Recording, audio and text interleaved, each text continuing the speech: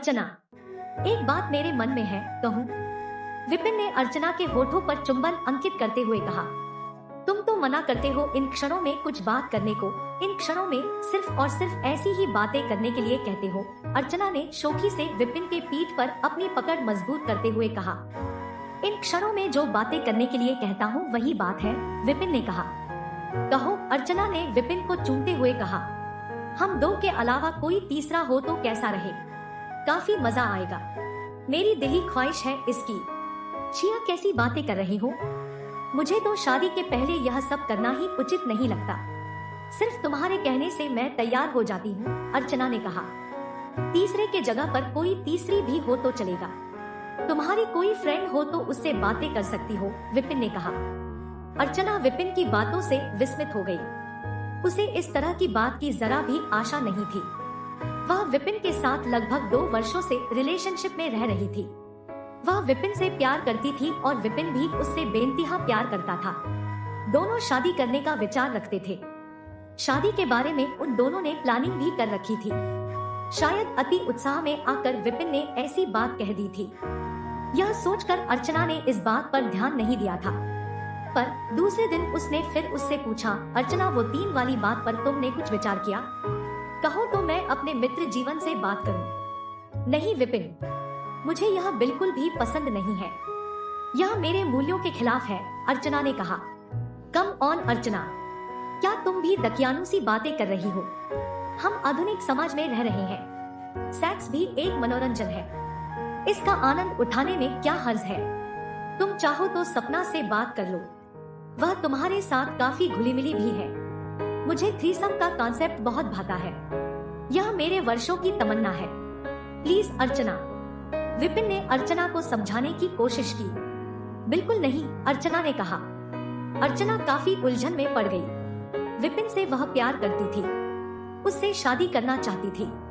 उसके कहने पर वह कभी कभार उसके साथ शारीरिक संबंध भी बना लिया करती थी, पर उसकी नई मांग अजब थी। यह अर्चना के नैतिक मूल्यों के खिलाफ था।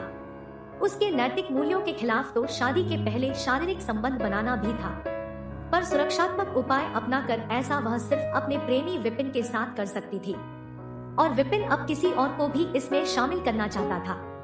यहाँ तक कि कोई लड़की भी हो तो उसे स्वीकार्य था।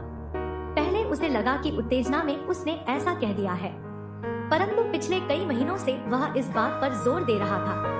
खासकर अंतरंग क्षणों में वह जरूर इस मुद्दे को उठा देता था। क्या करे, उसकी समझ में नहीं आ रहा था।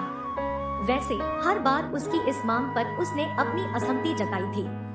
कई बार वह उसके स्थान पर खुद को रखकर उसकी मांग के औचित्य को समझने की कोशिश करती थी। उसे यह आइडिया बिल्कुल भी पसंद नहीं था। फिर यदि ऐसा करने के लिए वह राजी हो जाती है, तो जो तीसरा या तीसरी होगा या होगी, उसके साथ कैसा रिश्ता बनेगा। विपिन हमेशा उसे ओपन माइंडेड होने की सलाह देता था, पर ओपन माइंडेड होने का यह मतलब तो नहीं कि नैतिक मूल्यों को ताक पर रख दिया जाए। जो लोग ऐसे कृत्य में खुद को सहज पाते हैं, वे भले ही ऐसा करें, पर वह इसके लिए सहज नहीं हो पा रही थी। एक दिन वह बैठी अखबार के पन्ने पलट रही थी कि एक स्तंभ पर उसकी निगाह गई। इसमें पाठक अपनी प्रेम से संबंधित समस्याओं की सलाह विशेषज्ञ से लेते थे। एक बड़ी ही विचित्र समस्या इसमें उसने पढ़ी। इसमें एक लड़की ने अपने प्रेमी की कम आय होने के कारण आत्महीनता की भावना से ग्रसित होने के कारण सलाह मांगी थी। विशेषज्ञ ने बड़ा ही व्यावहारिक सुझाव दिया था। उसे उसका सुझाव बहुत ही अच्छा लगा था। उसने देखा, स्तंभ के नीचे एक ईमेल पता दिया हुआ था और स्पष्ट आमंत्रण था पाठकों से शारीरिक और प्रेम से संबंधित समस्या का हल पाने के लिए। उसने ईमेल पता नोट किया और अपनी समस्या को विस्तार से लिखकर ईमेल कर दिया। अखबार ऑनलाइन उपलब्ध था। दूसरे दिन से ही प्रतिदिन वह अखबार को ऑनलाइन खोलती और उस कॉलम को पढ़ने लगी। इस क्रम में अन्य कई लोगों की समस्याओं से वह रूबरू हुई।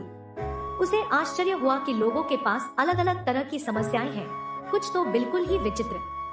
एक सप्ताह के बाद उसने अपनी समस्या का समाधान अखबार में छपा पाया। समाधान कुछ इस प्रकार था, आपका बॉयफ्रेंड आपसे बहुत कुछ चाह सकता है, लेकिन आपको देखना है कि आप किस बात में सहज हैं। सही रिलेशनशिप वही है जिसमें दोनों पक्ष एक दूसरे का सम्मान करें। आपके बॉयफ्रेंड को उस सीमा को मानना चाहिए जो आपने अपने लिए और उसके साथ अपने भविष्य के लिए तय कर रखा है। आप स्पष्ट रूप से उससे बात करें। उसे स्पष्ट रूप से बताएं कि आप उसकी बात को क्यों नहीं मान सकती। ओपन माइंडेड होने का मतलब यही है कि किसी भी मुद्दे के पक्ष और विपक्ष को समझा जाए और फिर उस पर सोच विचार कर सही निर्णय लिया जाए। अर्चना को यह सुझाव पसंद आया।